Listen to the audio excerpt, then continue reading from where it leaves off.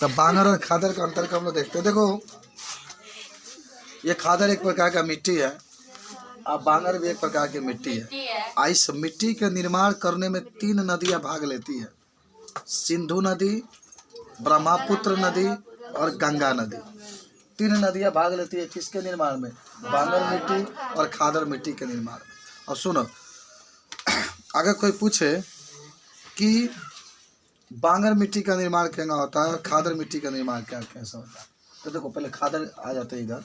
खादर में ही कहोगे ना कि ये नई तल छत द्वारा निर्मित होती है।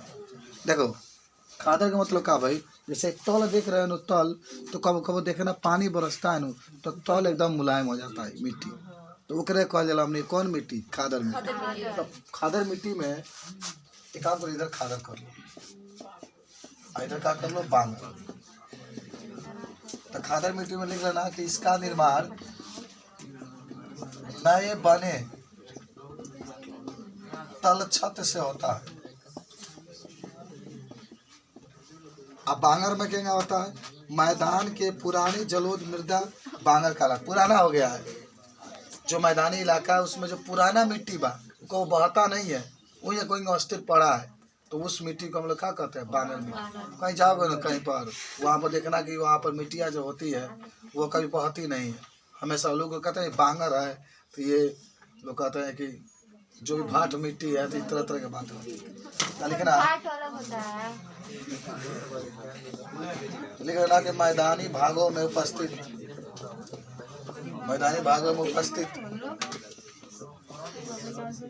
पुराने मिट्टी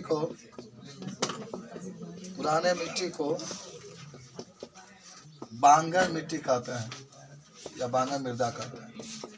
पुराना जो मिट्टी होता है बांगर, उसी को कहा जाता है। कभी बहता होता नहीं है मिट्टी, कभी नहीं बहता है।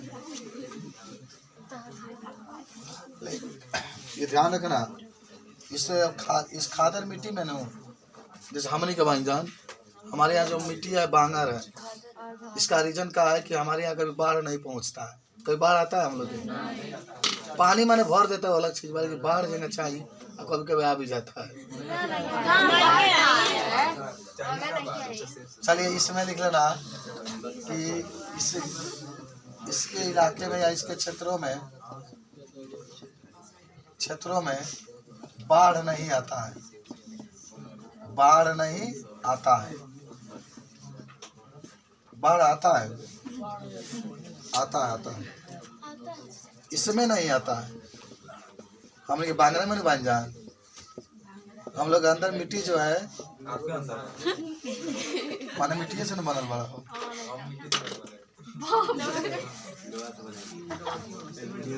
चलिए, यह अपेक्षाकृत अधिक उपजाऊ मिट्टी होती है। सही बात है, माने यह अधिक उपजाऊ होती है। खादर मिट्टी अधिक उपजाऊ होती है। कौन है? देखिए इसमें ज्यादा माने अनाज होता है।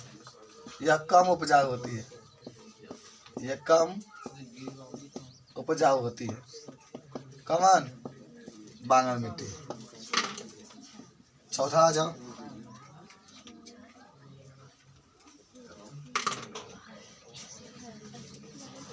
इसमें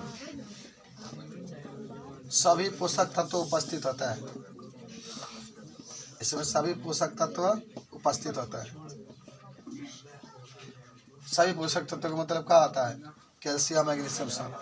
आ जानते हो बांगर में सबसे अधिक कैल्शियम उपस्थित होता है।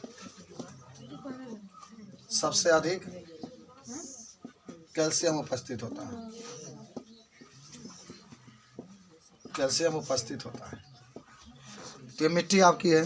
देखो इस मिट्टी के बारे में अगर आपसे कोई पूछेगा, टाइम ज़्यादा हो गया क्या? कितना हो गया? 7-10 हो गया लगभग।